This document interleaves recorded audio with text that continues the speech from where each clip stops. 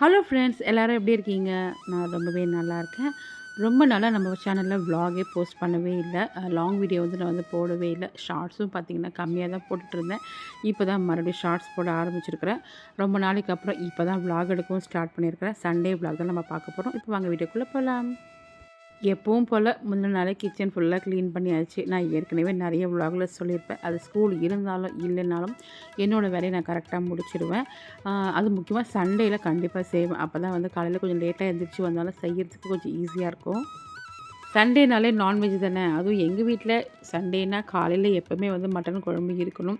அதுதான் வந்து எடுத்து வச்சுருக்கு. நெக்ஸ்ட் வந்து மண்ணீரல் இருக்குது, அதுவும் செய்யணும். அம்மா தான் செய்ய போகிறாங்க. எனக்குமே செய்ய தெரியும். ஆனால் இருந்தாலுமே அம்மா வைக்கிறது ஒரு டேஸ்ட்டு. அதனால் வந்து எல்லாத்தையும் வந்து ரெடி பண்ணிகிட்ருந்தேன். எப்போவுமே மட்டன் குழம்புனாலே இட்லி தான் செய்வோம். இட்லி மாவும் இருந்தது. இருந்தாலுமே இடியாப்பம் செய்யலான்னு வந்து மாவு எடுத்து வச்சுருக்குறேன். ப்ரீவியஸ் விலாக் நீங்கள் பார்த்துருந்தீங்கன்னா இடியாப்ப மாவை எப்படி அரைச்சி ஸ்டோர் பண்ணுறது அப்படிங்கிறது வீடியோ டீட்டெயிலாக நான் போட்டிருக்கிறேன். அதுக்கு தனியாக வீடியோவும் நான் போட்டிருக்கிறேன். விலாக்லேயும் ஆட் பண்ணியிருக்கிறேன். ரொம்பவே யூஸ்ஃபுல்லாக இருக்கும். இப்போ அரைச்ச மாவு தான் அது. அதை தான் வந்து எடுத்து வச்சுருக்கிறேன். இடியாப்பத்துக்கு மாவு பிசைறதுக்கு தண்ணி வச்சுட்டு வெங்காயம் தக்காளிலாம் வந்து கட் பண்ணி வச்சுட்டேன். லஞ்சுக்கு என்ன செய்ய போகிறேன்னு பார்த்தீங்கன்னா ஃபிஷ் ஃப்ரை தான் வந்து பண்ண போகிறேன். அதுக்கு தான் வந்து மார்க்கெட் போயிருக்கிறாங்க. இதை காலையில் வாங்கிட்டு வந்து கொடுத்துட்டு மார்க்கெட் போயிட்டாங்க. சீக்கிரமாக எடுத்துகிட்டு வந்துட்டாங்கன்னா அதையும் செஞ்சு வச்சுருவேன். ஏன்னா இந்த வெயிலுக்கு மத்தியானத்தில் கிச்சனில் வந்து நிற்கிறோனாலே ரொம்பவே கஷ்டமாக இருக்குது. லாஸ்ட் விலாக் பார்த்திங்கன்னா வந்து மொட்டை மாடியில் பெயிண்ட் அடிச்சதை பற்றி நான் வந்து சொல்கிறேன்னு சொல்லியிருந்தேன். எப்படி இருக்குது அப்படின்னு சொல்லிட்டு. ஆனால் வந்து அந்த டைமில் பார்த்திங்கன்னா எங்களுக்கு அப்படியே இருக்கிற மாதிரி தான் இருந்தது. என்னடா பெயிண்ட் அடிச்சும் பிரயோஜனம் இல்லையா, அப்படியே தான் இருக்கேன்னு கொஞ்சம் கஷ்டமாகவே இருந்தது. செலவு பண்ணியும் பிரயோஜனம் இல்லையே அப்படின்னு நினச்சேன். ஆனால் ஒரு மழை வந்ததுக்கப்புறம் பார்த்திங்கன்னா அந்த சைடில் இருக்கிற அந்த செவரெல்லாம் பார்த்திங்கன்னா கொஞ்சம் கூலிங் ஆகி இப்போ கொஞ்சம் பரவாயில்லையாக இருக்குது. ஒருவேளை நெக்ஸ்ட் இயர் கம்மியாக இருக்கும்னு நினைக்கிறேன். வெயிட் பண்ணி பார்க்கலாம் எப்படி இருக்குன்னு. இப்போ வந்து மட்டன் குழம்புக்கு வந்து இஞ்சி பூண்டு அரைச்சிக்கிட்டேன். முதல்ல வந்து மிக்ஸி ஜாரில் சோம்பும் மிளகும் அரைச்சிட்டு அதுக்கப்புறமா இஞ்சி பூண்டு சேர்த்து வந்து அரைச்சி எடுத்து வச்சுட்டேன். அவ்வளோதான், அம்மா செய்கிறதுக்கு தேவையானலாம் ரெடி பண்ணி வச்சுட்டேன். இப்போ நான் வந்து இடியாப்பத்துக்கு மாவை பிசைஞ்சுக்கிட்டேன். மாவில் தேவையான உப்பு சேர்த்து நல்லா மிக்ஸ் பண்ணிக்கிட்டேன். அதுக்கப்புறமா கொதிக்கிற தண்ணியை விட்டு இதை வந்து நல்லா பிசைஞ்சு எடுத்துக்கணும். தண்ணி பார்த்திங்கன்னா நல்லா சலசலன்னு கொதிச்சிருக்கணும். மாவு எப்படி வெள்ளையாகவே இருக்குது பார்த்தீங்களா? மாவு பிசைஞ்சதுக்கப்புறமும் பாருங்கள், இடியாப்பமும் பாருங்கள் கலர் வெள்ளையாகவே இருக்கும். அதே மாதிரி ஒரு வாசனையும் வராது. இது ரேஷன் அரிசியில் செஞ்சது தான். நம்ம செய்கிற ப்ராசஸ் தான் அதில் முக்கியம். அதில் நம்ம செய்யறது கரெக்டாக செஞ்சோம்னா ரேஷன் அரிசியாக இருந்தாலுமே இடியாப்பம் வந்து ரொம்பவே நல்லா வரும். தண்ணி சரியாக கொதிக்க வைக்காமல் நீங்கள் வந்து கொஞ்சம் லைட்டாக சுடு தண்ணி நீங்கள் ஊற்றுனீங்கன்னா சரியாக வராது. மாவு வந்து கையில் அப்படியே பிசு பிசுன்னு ஒட்டும். அதனால் வந்து நல்லா சலசலன்னு கொதிக்கிற தண்ணியை விட்டு தான் மாவு பிசையணும். மாவு பிசைஞ்சதுக்கப்புறம் காட்டுறேன் பாருங்கள், மாவு கையில் ஒட்டவே ஒட்டாது. இடியாப்பம் மாவு அரைக்கிறது கொஞ்சம் ப்ராசஸ் அதிகம் தான். ஆனால் ஒன்ஸ் ஒரு தடவை நம்ம டைம் ஸ்பெண்ட் பண்ணி செஞ்சு வச்சிட்டோம்னா ரொம்பவே ஈஸியாக இருக்கும். இடியாப்பம் மட்டும் இல்லை, உப்புருண்டை, கொழுக்கட்டை எது வேணாலும் செய்யலாம். பாருங்கள், கையில் ஒட்டவே இல்லை பாருங்கள். இப்படி தான் இருக்கணும். நம்ம கரெக்டான பதத்தில் எல்லாத்தையும் செஞ்சுருந்தோம்னா கரெக்டாக இடியாப்பம் வரும். இப்போ நான் வந்து இடியாப்ப குழாயில் சேர்த்து பிசைஞ்சிக்கிட்டேன். மரக்கட்டை தான் வந்து எடுத்துக்கிட்டேன். ஏன்னா இதில் வந்து நல்ல மெல்லிஸாக வரும். அந்த இடியாப்ப குழாலையோ இல்லை தட்டுலையோ எதுலேயுமே நான் வந்து எண்ணெய் தேய்க்கவே இல்லை. அப்படியே தான் வந்து பிழிஞ்சு எடுத்துக்கிட்டேன். ஒரு டைம் பார்த்தீங்கன்னா இட்லி தட்டு இருக்கு இல்லையா, அதிலேயே வந்து இட்லி மாதிரியும் நான் வந்து இடியாப்பம் பிழிஞ்சு வச்சுருவேன். அன்றைக்கி பார்த்தீங்கன்னா வந்து தட்டில் தான் போட்டு வச்சேன். ஏன்னா வந்து இட்லி வேறு ஊற்றணும். அந்த டைமில் ஒரு மாதிரி இருக்கும் இல்லையா, அதனால் வந்து தட்டில் தான் வந்து பிழிஞ்சு எடுத்துக்கிட்டேன். அது மட்டும் இல்லாமல் மாவு பிசைஞ்ச உடனே சூட்லேயே வந்து பிழிகிறதுக்கு பார்த்தீங்கன்னா கொஞ்சம் ஈஸியாக இருக்கும். அதனால் வந்து 4 தட்டில் கடகடன்னு வந்து பிழிஞ்சு எடுத்து வச்சுட்டேன். ஆனால் வேக வைக்கிறது 2 தான் வேக வச்சுருந்தேன். பெரிய இட்லி பாத்திரம் தான் வந்து எடுத்து வச்சுருக்கிறேன்.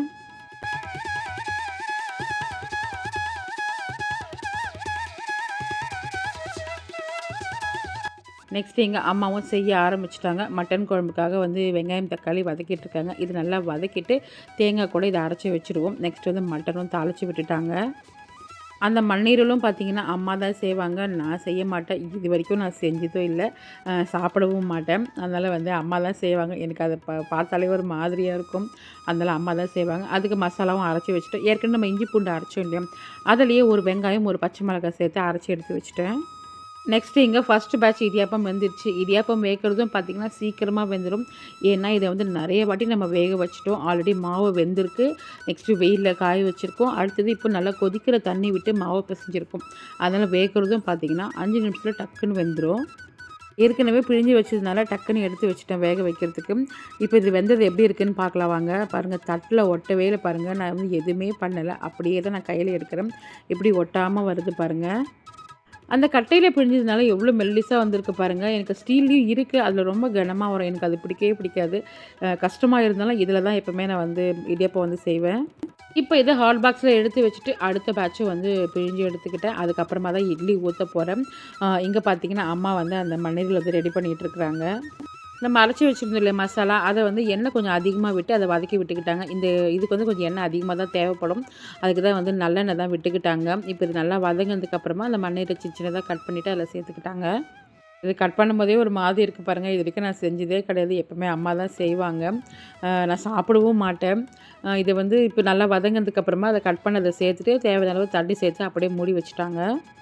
இதில மிளகாய் தூள்லாம் எதுவுமே சேர்க்க மாட்டாங்க. நம்ம முதல்லயே வந்து மிளகு சேர்த்து அரைச்சிருக்கிறோம். நெக்ஸ்ட் வந்து பச்சை மிளகாய் சேர்த்துருக்கிறேன். அதனால வந்து மிளகாய் தூள்லாம் சேர்க்க மாட்டாங்க.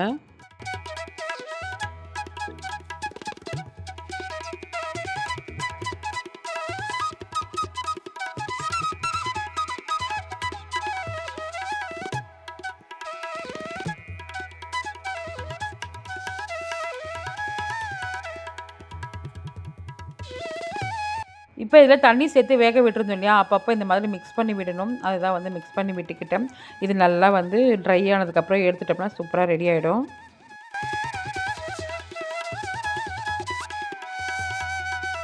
நல்லா குக் ஆகி இப்போ ட்ரை ஆகி வந்துருச்சு. அப்படியே எடுத்து வச்சுட்டேன். பாத்திரத்துல எதுவுமே மாத்தல. ஏன்னா இந்த கடாயிலேயே அவ்வளோ மசாலா இருக்கு. ஆல்ரெடி இது கொஞ்சமா தான் இருக்கு. இன்னும் இத எடுத்து வச்சுட்டோம்னா வந்து மசாலாலாம் அப்படியே போயிடும் இல்லையா? இதில வந்து சாப்பிடும்போது ரைஸ் போட்டுக்கலாம்னு அப்படியே கடாயோட எடுத்து வச்சுட்டேன்.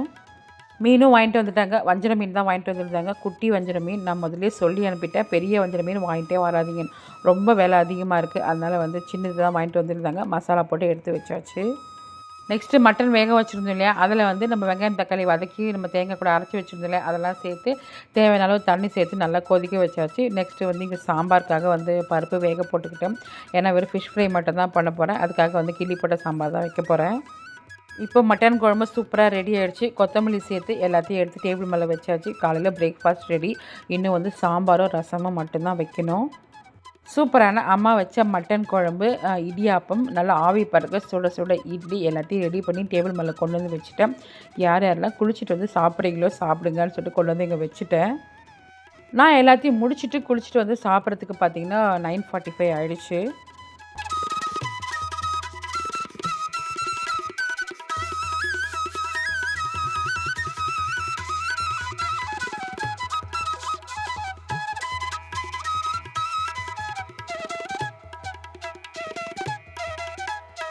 இப்போ ஓரளவுக்கு எல்லா வேலையும் முடிஞ்சுது. மண்ணீரலும் ரெடியா இருக்கு. நெக்ஸ்ட்டு வந்து ரசமும் வச்சுட்டேன்.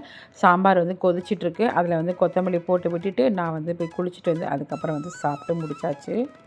கிச்சனும் பார்த்தீங்கன்னா, அந்த அளவுக்கு மோசமாலாம் இல்ல. இன்னும் ஃபிஷ் ஃப்ரை வேறு பண்ணணும் இல்லையா? அதனால நான் வந்து எதுவும் க்ளீன் பண்ணவும் இல்ல.